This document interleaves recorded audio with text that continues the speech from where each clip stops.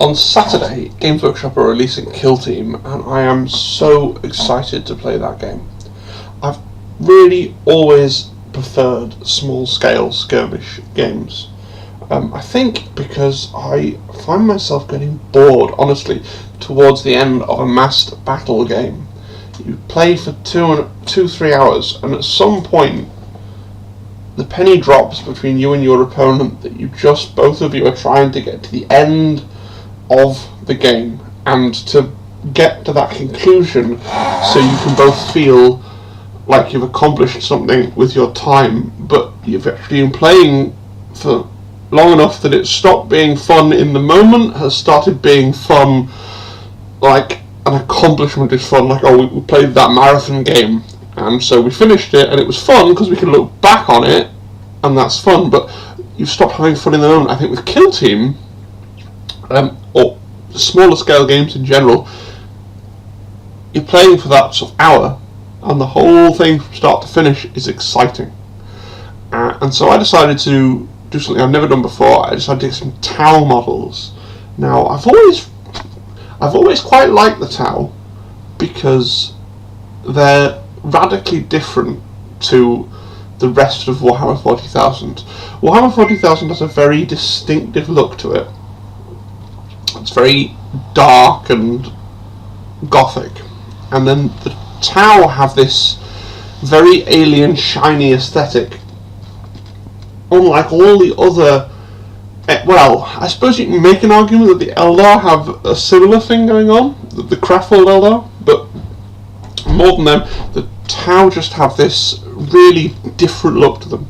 And what I wanted to do more than anything else was to really explore the juxtaposition between the Tau aesthetic and the sort of generic or imperial 40k aesthetic. So I decided to do something I've not done before. I decided to paint the bases. I actually painted the bases first, painted the bases separately, and these are the Sector Mechanicus bases that you can buy. You can buy a box of quite a lot of them for, I think it's about 20 quid, and you get a lot of individually sculpted plastic bases. And I put paint on them, and I put wash on them, and painted them, did a dry brush, and highlighted and painted all the little coloured cables, and did it in all the usual way that I would paint any of my sort of 40k models, and put them to one side. And then I came to do the battle suits themselves, and I painted them in a very strange way. I undercoated them all blue, and then I used a very, very light grey to paint over all of the individual armour panels. Now the Tau, as you can see in the picture, the Tau battlesuits have all these sort of seams and lines and creases and wrinkles between armour plates, so the idea is that the blue paint was going to show through all of those creases and crinkles.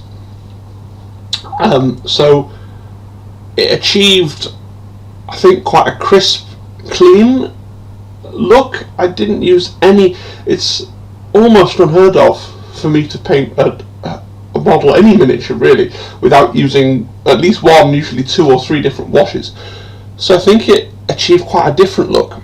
And then I went around and did an edge highlight on all those panels again with skull white, or plain bright white paint on all the edges to an edge highlight.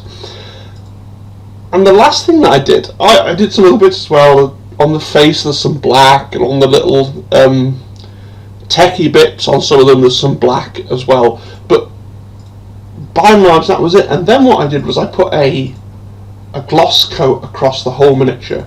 Now I didn't use a hobby product, I used just it's called Crystal Clear. It's from a company called Rust-Oleum, and it's designed for varnishing girders and things. I don't know. It's not designed for miniature. It's quite a thick, puts almost a thick layer of plastic on your models, and it makes them really, really shiny. And what that did was it made the miniature, it doesn't show very well in the pictures because all the light was bouncing off them, but it makes them look almost like ceramic. And that was to try and invoke a sort of anime look to them. I don't know, I used to watch a lot of anime when I was a little bit younger. Things like the giant robots or body armor. They always have this sort of really shiny look. Even if they might get dirty as they're fighting, they're always designed to have this really crisp, sort of shiny look to them. You very rarely see like a camouflage robot or a really military-looking robot in Japanese anime. They're always these bright colours, and I thought the plain white looked really sinister. And they're supposed to be stealth suits, and obviously they're not. Like, being in a bright white suit is not stealthy, but it almost invokes ideas of ghosts and phantoms, and it was a really fun little project. And it was just 7 models, that I had to count them there in my head, but no, 6 models, see, I can't count. The 4 suits and then the 2 little drones.